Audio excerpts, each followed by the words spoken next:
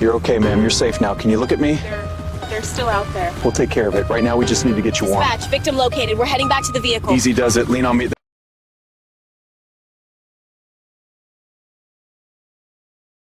Hey everybody, welcome back to Creme de la Cringe, and Trista and I thought we would do another funeral home case. Yes. So, yeah. So tonight we're going to cover the Return to Nature Funeral Home. This one got some attention because of what happened, and you'll find out why as we go through it. So I'm going to go through, this was set in Colorado. So I want to go through at first some of the licensing requirements in Colorado, so that you can see that every state's different, right? Yeah, every state's That's different. what I thought. And some states have really, really stringent licensing requirements. Some states don't. A lot of the licensing requirements in Colorado stem from this particular case. So, the licensing requirements for funeral directors and morticians in Colorado state, they state that the applicant has obtained at least 4,000 hours of work experience. That's a lot. That is a lot. That's a lot. So that's almost 4 years, right? At a full-time employee is about 1,080 something hours.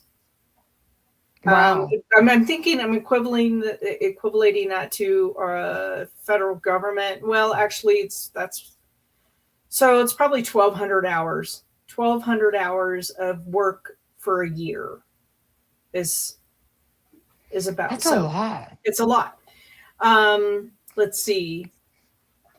I'm trying to, because I have notes and I'm trying to use the teleprompter that's built into this for the first time, but I'm trying to work on the speed because it's too slow for how I talk. So they have to do 4,000 hours of work experience equivalent to the work performed by a funeral director, mortuary science practitioner, embalmer, cremationist, or natural reductionist, which I've never heard that term before until I hit this Colorado case. Yeah, no. And that's started January 1st of this year because of this case. Okay, so this stuff, I don't know what the regs were like before this case in Colorado, but they weren't this robust.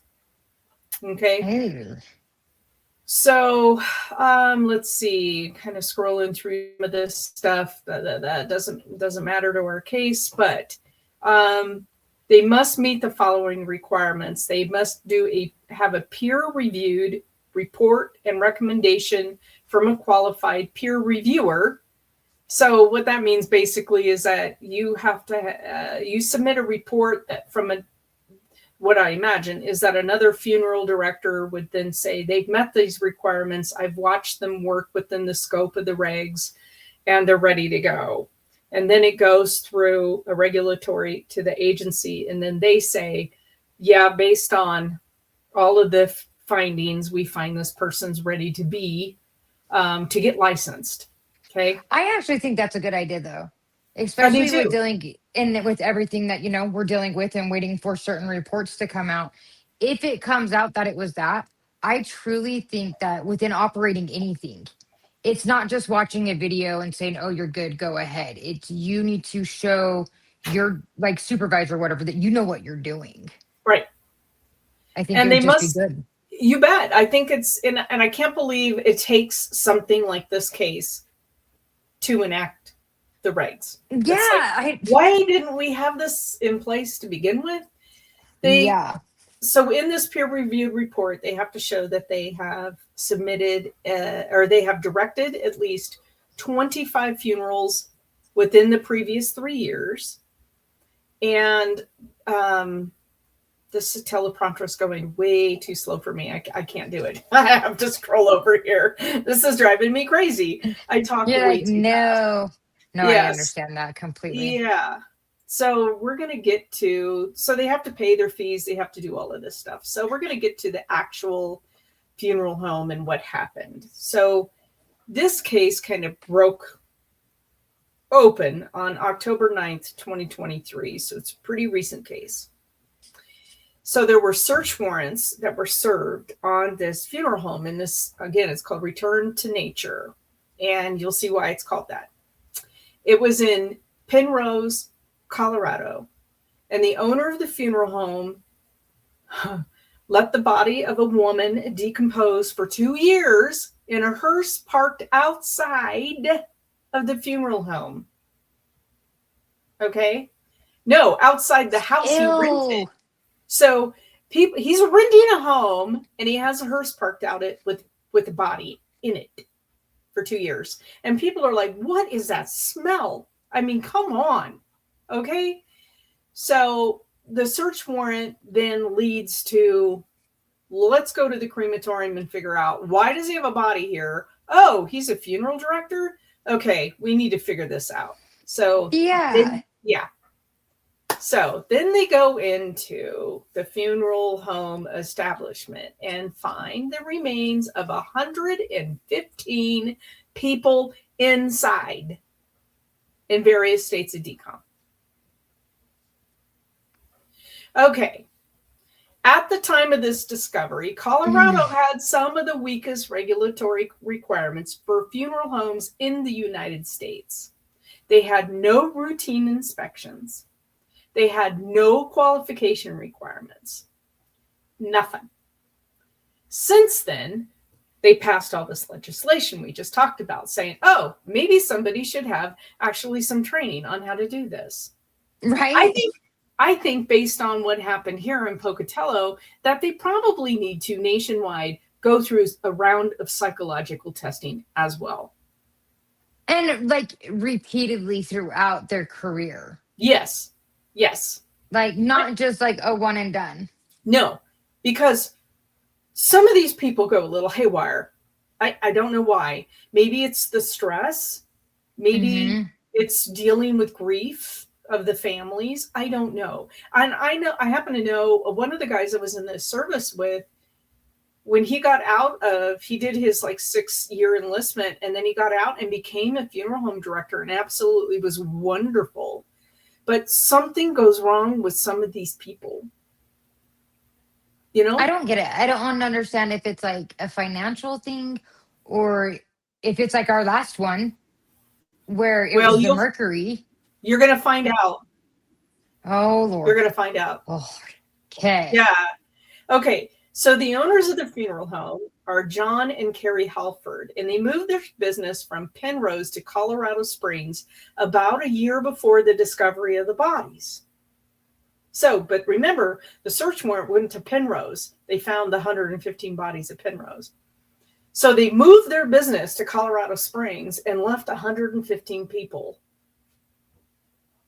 in the Penrose location. Okay. So the funeral home was later, so the Halfords were later evicted from the Colorado Springs, which is the new location. They were evicted for not paying their rent. The operators of the Return to Nature funeral home also did not pay their taxes on the Penrose property and was sued for unpaid bills by a crematory that quit doing business with them. So they're just the funeral home. They don't have a crematorium, guys. This is just the funeral home. Okay. So the crematorium quit doing business with them about a year prior to all the discovery of the bodies because they weren't paying their bills. But you're going to figure out that they actually had some money. So, can anyone say hot mess? Because this is a hot mess. All of this is a hot mess. And you got to remember, people are still going to the funeral home with the bodies in the back rooms. How do they not know? I don't know. I don't get it. I'm like, just being in a funeral home within the last month and being in funeral homes in the last few years, not once have I smelt anything. Nothing. No. Like you don't ever smell anything. Because they're above board. And you would think the people of Penrose would go, this ain't right. This ain't right. Like this really smells weird in here. And yeah. So Return to Nature offered cremations and green burials, which is being buried without embalming fluids, which is a choice. You don't have to be embalmed. You can be all natural and be buried so that you decompose quicker, right? I mean, and there's a lot of people saying, look, embalming fluid isn't great. So for the environment as everything goes on. So yeah. So, but they were doing business and these legal problems start mounting. In October 2023, as the authorities respond to an abhorrent smell, they entered the funeral home's neglected building with the search warrant, and they found all of these bodies.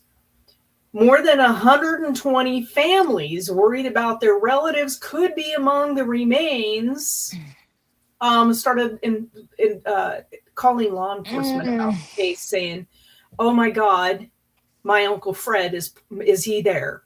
But the problem is when you have that kind of state of decay, you can't really tell who's what. So I guess my question is like, how do the states go of like decay? Like, obviously we look kind of like this. How long does it take for it to break down? Not long. Unrecognizable, like months, weeks? Depends on the temperature and the humidity. Ew. I know, right? Ew. It does depend on the temperature and the humidity. And the only reason why I know this is because I'm a freak and I study this stuff. And the body farm, we have several body farms in the United States where they'll take corpses donated to science. And actually, when you die, you can donate your body to the body farm. I'm so glad like you went into what that was, because I'm like, wait, well, we have what? What? Yeah, we're growing this. Okay, what? And like, I did not think you were into black market things here, Colleen. So what they do, let's say when I pass away, I donate my body to one of the body farms. And what they do is they set you up in a scenario of a crime scene. And they study what happens to you, like if in whatever crime that happened, to see.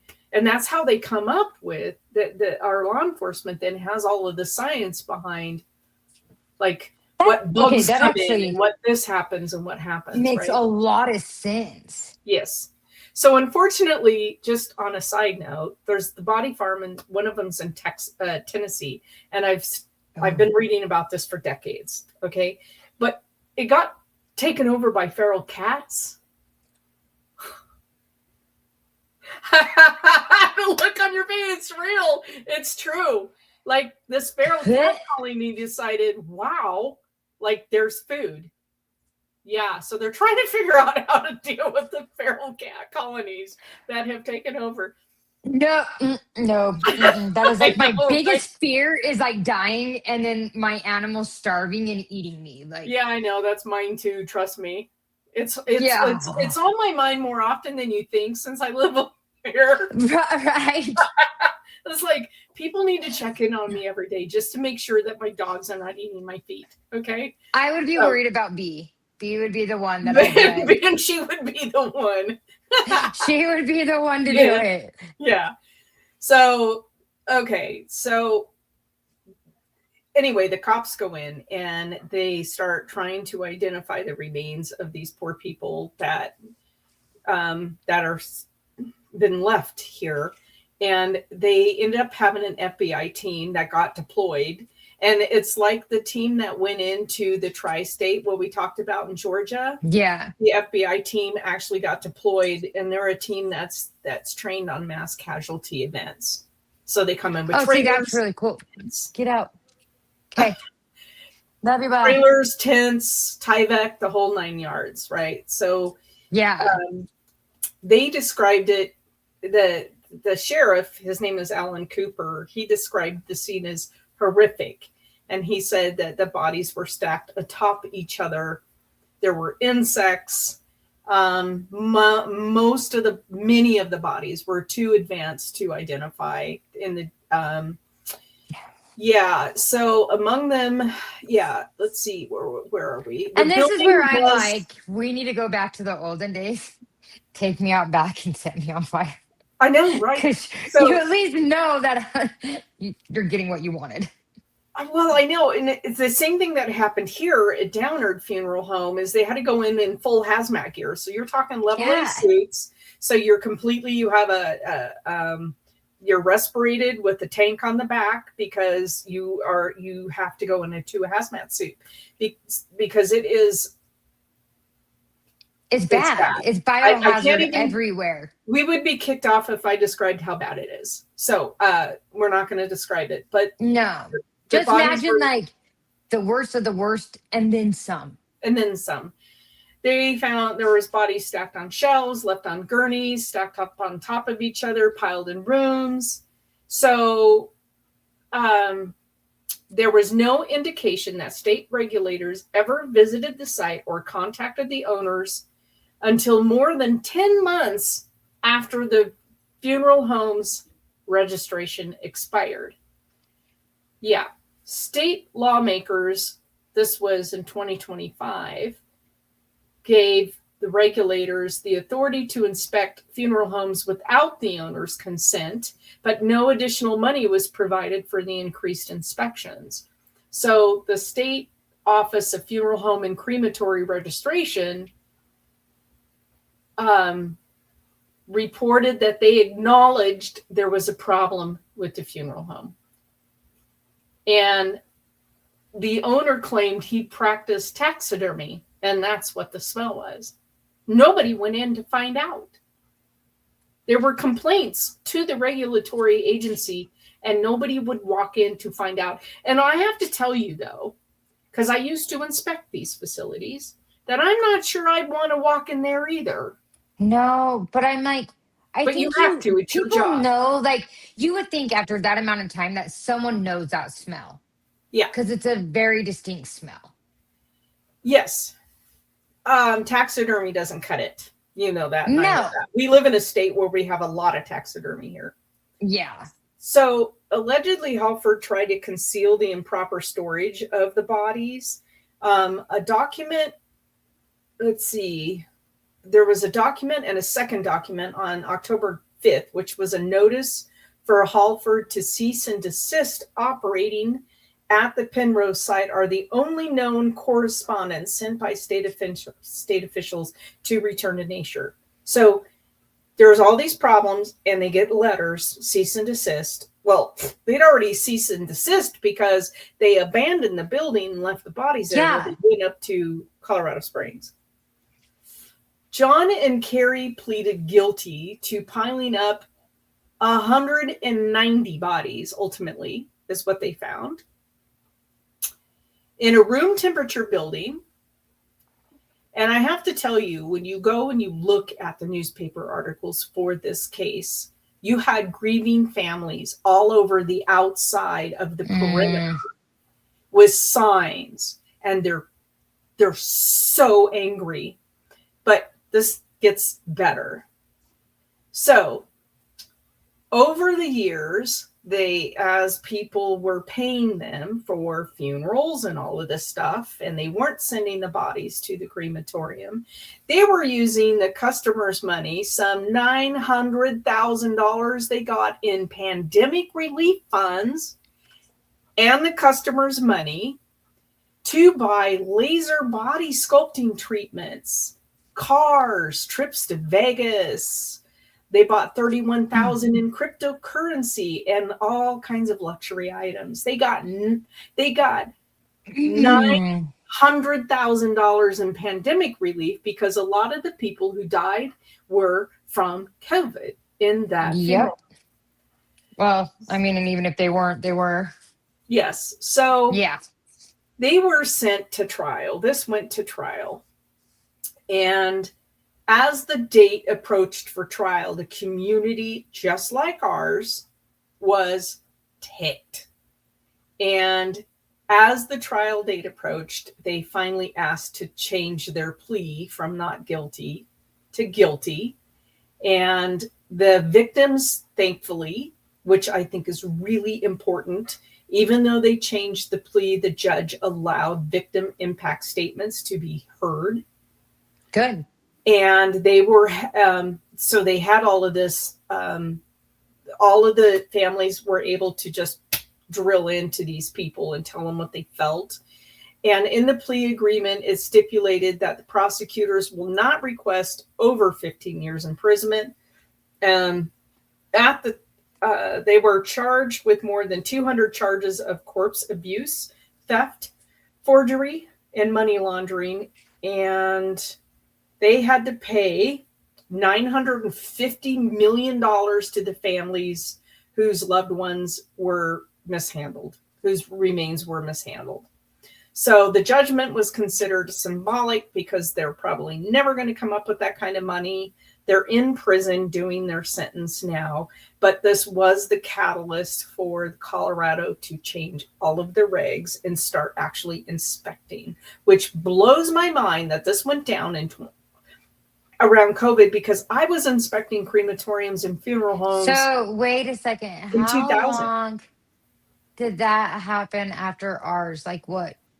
A year? This was before. This was just ours. before. Because when did ours happen? Ours was like what, 2023? Was it really? Mm-hmm. Because it's been 3 years and he's not going to trial. So we're talking about the Downard Funeral Home. They tried to do just an update on that because we did talk about that. And you guys can go back and listen to that case. That's here in Pocatello where we are. And they tried to do a change of venue last week to get it moved from Pocatello because of the bad press. And the judge said no. And you know what that just reminds me of, though? Like the whole Idaho 4. Oh, yeah. It's like they were trying to use that scenario to get him out of here. Right. Well, and that's what a change of venue I don't know. For. So a change of venue. Get it. Okay, I understand it because it's supposed to protect, because you have the presumption of innocence before. Yes. So I guess I get that part of it. I'm more so the fact you know what you did. I know. And so why are you fighting it? I know. So in our local scenario here that just happened, there's several hundred charges against him. And so it's all alleged because he has not gone to court, but they did ask for a change of venue. The judge denied the change of venue. He has to face the families here. But it won't go to trial until February next year, which is mind-blowing. But apparently he just got a new attorney sometime in the last year who needs time to prepare because the charges are just bunker. There's so many families involved. So just like this case, these people ended up not going in front of a jury and changing their plea, which in the case of our local gentleman, he has not done that. So he tried. Well, he did try. He did have a plea agreement, which let him skate. And the judge, so cool, the judge said, "Are you crazy?" I've never, ever in my life seen that happen within like anywhere in our area of where we're at. Never have seen a judge deny that. So for Cowboy State, Idaho, we're considered the Wild West out here. I mean, Idaho is pretty cowboy. Everybody's armed, blah, blah, blah. Eye for an eye. Incredibly soft on crime. Oh, yeah. Especially, violent crime, terrible crime. We're incredibly soft. But if you get caught with a joint in your pocket, you're doing hard time. Yep. And that's the way it is in Idaho. Disgusting. Now we have death by firing squad, but we don't have a place to do it yet because we have someone who's supposed to go up against that. It's like everybody goes, "Oh, Idaho, it's so great." And like, no, they let everybody walk. They let everybody walk. Yeah, and then I've even met people that are from like different areas due to my job. I meet a lot of different people. Yeah. And I've met people that are from Stockton, Compton, Chicago, like the ganglands of those states. Yeah. And they come up here and they get in trouble because, I mean, there's the famous saying: you come here on vacation, you leave on probation, you come back on a violation. That's Uh, oh That's how boy. I know it. Yeah. But it was like I actually met one not too long ago, and he said it was wild to him that even in county or up in the state, that there's no segregation. Oh, Everybody is just like right there with you. And if you do anything to certain individuals, it's another 15 years. well, and it's, it's spooky when so we have on our other show. So if you go to Pocatello Paranormal Research, and we have some other shows on that channel, Mad Max and Doc talk about, they were both involved in the prison system, in prison as prison guards, or involved in the prison system somehow in authority. And the way some of our guests on our show have talked about it, prisons are designed that once you go in, you never come out. And it's by design because of the prisoners themselves. So if you go in, this is how they explained it to me, and it took me, wow, I was like, you got to be kidding me. You go in on a charge and you get 7 years, and you're in there with people who are doing life without. They're going to make you do something that requires you get another charge so that you're doing life without too. And just imagine what that is. So it's very rare that somebody actually can walk, do their time and just leave.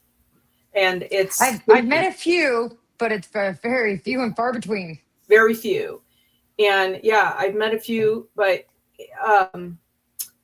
because they set you up, the other prisoners will set you up so that you're not getting out, because they're not getting out. They don't want you getting out. And there's that psychopathic, tendency. And that's where most psychopaths end up, is in prison. But yeah, it's terrifying, isn't it? It really is. I will say, with the ones in this case, though, I have more respect for them. At least they knew. The ones of this case, like, hey, we're guilty. Like, we know this. Oh yeah, I'm. The fact that how can you in good? I have guilty conscience about things I said when I was 12. I still think about them, and it still hurts me, and I still have, Right. I have harbor guilt for things that I've said to people or actions that I've done, because I don't want to hurt people. That's not who I'm about.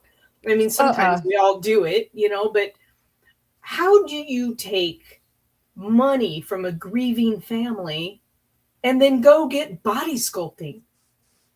Or go to Vegas. Or go to buy Vegas, electric cars. or buy a great car. How does that even enter your mind? How do you even live with yourself in that? That's what I don't get it. I don't get it. And it's really sad to me, because like within dealing with everything I have in the last month, and because of what happened here. Yeah.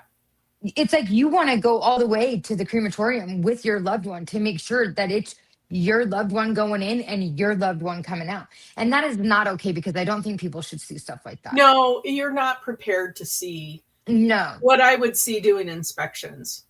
I mean, my boss, even before I started doing those inspections, they're like, you be prepared to handle what you're seeing. And I'm okay. Like that didn't bother me. But I think if it was my dad, like, yeah, that would have bothered me. But, I didn't have an emotional connection there, but I could see how a lot of people couldn't have handled that, because I had to actually inspect that process and make sure they were doing everything right. And everybody that I met in the business, with the exception of one, was really, really, really above board. Like, yeah, absolutely. They were absolute professionals. They were dignified. They handled everything in a dignified way. Their records were impeccable. There was one that was not, and they did get in trouble. But yeah. I think it takes a special soul. Well, not even that, because I think a lot of us just have that about us. Like, why would you do that to someone who is going through one of the worst periods of their life? Right. and to take advantage of them, and then to do that to their loved one. Right. That's even what's more disgusting. Like, and I understand, like, we're on a spiritual level, like we know this is our vessel. And I know that, especially watching all the death I have in the last few Right. years, but still, Yeah. that's a vessel you're connected to. That is your Right. loved one. And for these people to let them just like rot, like it's so vile to me. I know. So that is the return to nature. They were in business. They are no longer, thank goodness. And my heart goes out to the families that were involved in this. Our families here in town are experiencing the same thing, and it should never, ever happen. And it's still happening. These cases are still going on, guys. So the more I dig into these, the more I find. And it's unbelievable that we have people with such a lack of compassion for. It's greed. Yeah, it's crazy, but they're out there.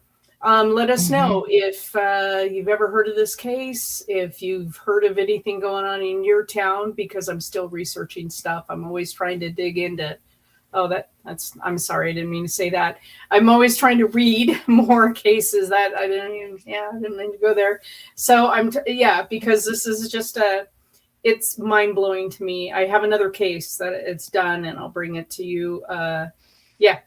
That it's just disturbing. Man. So, it's just sad.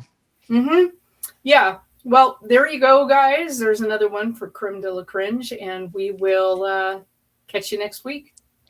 Bye, guys. Bye.